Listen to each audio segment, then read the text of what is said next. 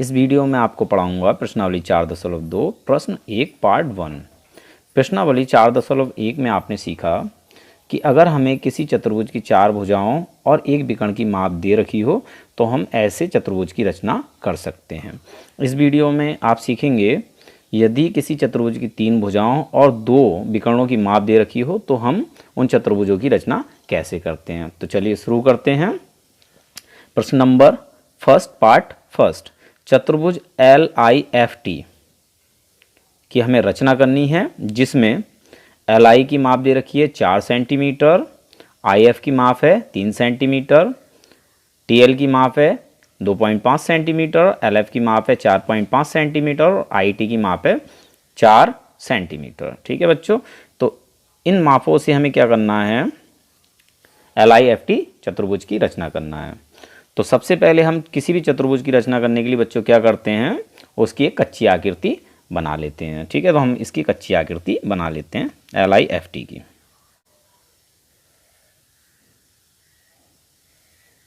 मान लेते हैं जो आपका चतुर्भुज है वो कुछ इस टाइप का होगा, ठीक, जिसमें आपको नाम दे देना है LIF और T।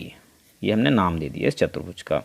अब इनकी मापें लिख लें। LI की माप है 4 सेंटीमीटर, तो इसको हम 4 सेंटीमीटर लिख लेते हैं। IF की माप है 3 सेंटीमीटर, तो हम इसको 3 सेंटीमीटर लिख लेते हैं। TL की माप है 2.5 सेंटीमीटर, तो हम इसको लिख लेते हैं TL की माप 2.5 सेंटीमीटर। और है LF की माप 4.5 सेंटीमीटर, तो L ये रहा, F ये रहा। ठीक है, इन दोनों को हम आपस में क्या करेंगे, मिला देंगे और इसकी माप है 4.5 सेंटीमीटर। और अगला है IT, इसकी माप है 4 सेंटीमीटर। I ये है, T ये है, इसको हम मिला देंगे। ठीक, ये हो जाएगा IT और इसकी माप दे रखी है 4 सेंटीमीटर। तो बच्चों इसमें हमें क्या क्या दे रखा है, 1 2 3 भुजाओं की माप और 2 विकर्णों की माप। ठीक है, तो चलिए इस चतुर्भुज को बनाना मैं आपको सिखाता हूँ। इस वीडियो के नीचे लाल रंग का सब्सक्राइब का बटन है बच्चों, इस बटन को दबाकर इस चैनल को सब्सक्राइब कर लो। घंटी का बटन भी दबा दो ताकि मैं जो भी वीडियो अपलोड करूँ उसकी नोटिफिकेशन मिल जाए। इतना सा काम बच्चों आप प्लीज़ कर लें। तो चलिए शुरू करते हैं। तो बच्चों सबसे पहले हम दोनों विकर्णों में से किसी एक विकर्ण को खींच लेते हैं। ठीक है, चाहे आप खींच ले TI चाहे LF। ठीक है, एक रेखाखंड आप खींच लें इनकी माप का। तो हम चलो खींच लेते हैं LF 4.5 सेंटीमीटर का।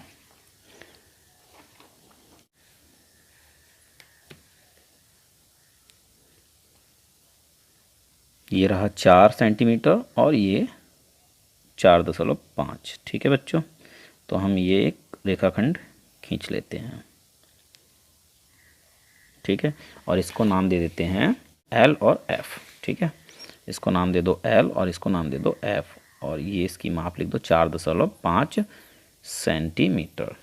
अब बच्चों क्या करेंगे, हमने L और F खींच लिया है। अब हम L को केंद्र मानकर या तो पहले खींच लेते हैं LI या खींच लेते हैं LT। तो हम चलिए LI खींच लेते हैं। ठीक है, LI की दूरी है 4 सेंटीमीटर।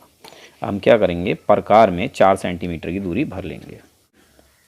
ये 4 सेंटीमीटर ये हमने इसमें दूरी भर ली। अब क्या करेंगे, L को केंद्र मानेंगे और केंद्र मानने का मतलब है इस प्रकार की नोक को हम L बिंदु पर रखेंगे। ठीक है, और एक चाप लगा देंगे। तो यहाँ बच्चों कौन सा पॉइंट आएगा, I। ठीक है, यहाँ क्या आएगा I। अब इसके बाद हम क्या खींचेंगे, F और I। ठीक है, F और I। तो यहाँ देख लें FI इसकी माप है 3 सेंटीमीटर। ठीक है, तो हम क्या करेंगे, अब 3 सेंटीमीटर की दूरी भर लेंगे।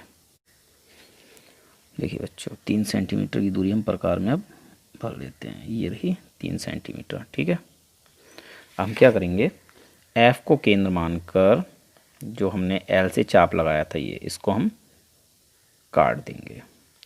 इन दोनों चापों ने एक दूसरे को जिस बिंदु पर काटा है उसको हम नाम देंगे I। ठीक है, और हम क्या करेंगे, L और I और F को मिला लेंगे। चलिए मिला लेते हैं बच्चों। आई और एल को मिला लिया, आई और एफ को मिला लिया। इनकी आप दूरियां भी लिख दें। एल आई हमने लिया था 4 सेंटीमीटर और आई एफ लिया था 3 सेंटीमीटर। ठीक है बच्चों, अब क्या करेंगे, अब हम खींचेंगे दूसरा विकर्ण। ठीक, दूसरा विकर्ण क्या है हमारा, इसमें हमने अभी क्या खींचा है, एल और एफ। अब हमारा दूसरा विकर्ण है आई और टी। ठीक है, क्या है, आई और टी, और इसकी दूरी कितनी है आई टी की, 4 सेंटीमीटर। ठीक है, तो हम प्रकार में 4 सेंटीमीटर की दूरी भर लेते हैं पहले। जी ठीक है, 4 सेंटीमीटर की दूरी हमने प्रकार में भर ली। अब हम क्या करेंगे, आई को केंद्र मानेंगे, यानी आई पर प्रकार की नोक रखेंगे और एक चाप लगा देंगे। ठीक है, एक चाप हमने लगा दिया। अब हम क्या खींचेंगे, यहाँ क्या आएगा, देखिए हमने क्या खींचा है, आई टी खींचा है, यहाँ पर बिंदु होगा टी। अब हम खींचेंगे एल और टी, एल टी या टी एल। ठीक है, तो टी एल की दूरी है 2.5 सेंटीमीटर। हम प्रकार में 2.5 सेंटीमीटर की दूरी भर लेंगे।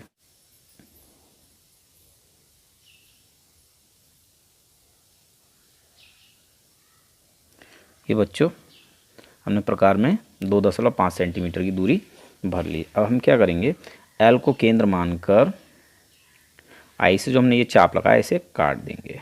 ठीक है, दोनों चापों ने एक दूसरे को जहाँ काटा है उसको हम नाम दे देंगे टी। ठीक है, टी नाम दे देंगे। अब क्या करेंगे, बिंदु एल और टी को मिलाएंगे, बिंदु एल और टी, ये मिला दिया।